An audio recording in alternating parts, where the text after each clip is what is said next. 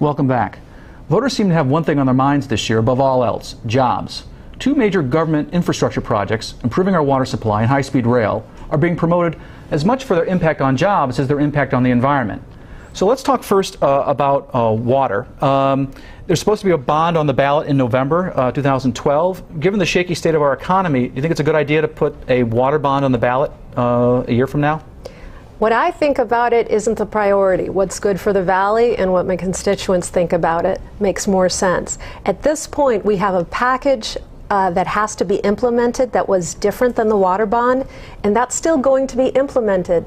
So I feel like the priority right now is to make sure that the Valley doesn't get hurt in the way that they're implemented, and the decision about the water bond does not need to be made at this time. You know, one of the issues that they're also talking about in Sacramento is the Delta, the San Joaquin Delta, and doing something about that. And you're a farmer, you rely on water. What are your thoughts about working on the Sacramento Delta and the peripheral canal proposal? Well, first they have to clean up their act. There's pollution being dumped into the Delta every single day, and that I think is first and foremost, because that's what's killing the fish.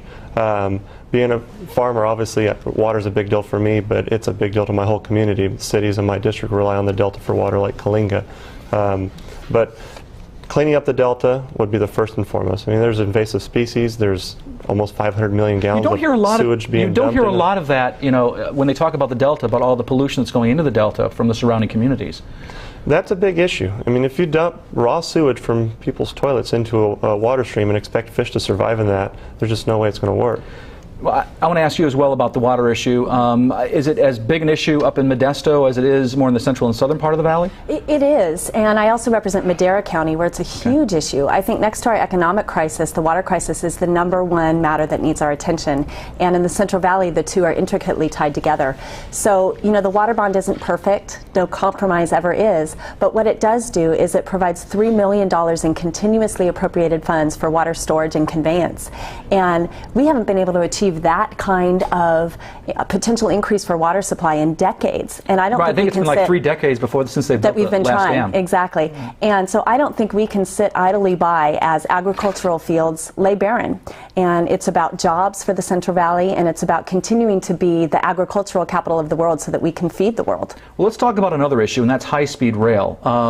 Some of our local congressmen are supportive, some aren't. Congressman Devin Nunes has called it a high-speed train wreck.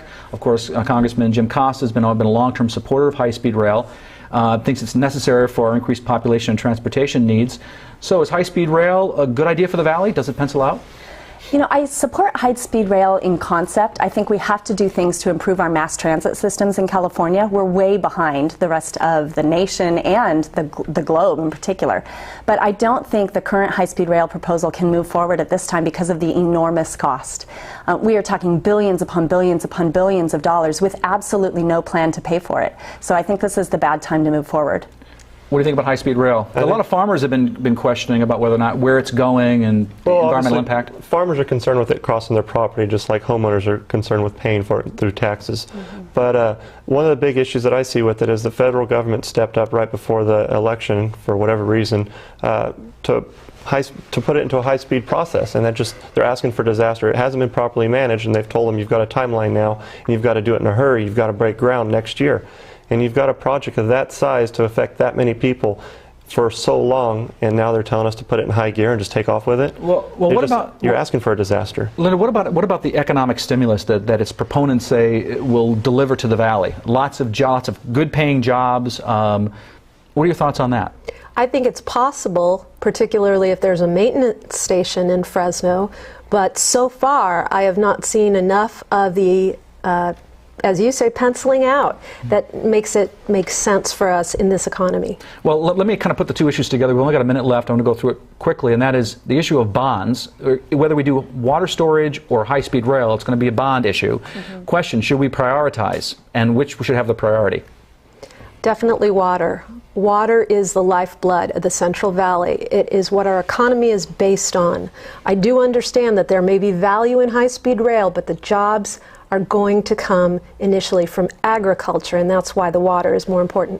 Do we need to prioritize, and if so, what should be the priority? Water by far, not even close. You've got both create construction jobs, but when the dam is built, you've got something that adds to our community and helps make our land more productive and our communities stronger. And I'll give you the last word. I agree. There's not even a debate. Water has to be the priority. If we can provide a reliable supply of water, there are huge economic opportunities for the Central Valley. Well, thank you. Well, when we come back, we'll talk to our Valley's newly elected legislators about what they want to accomplish before they leave office. That conversation in a moment. This is the Maddy Report.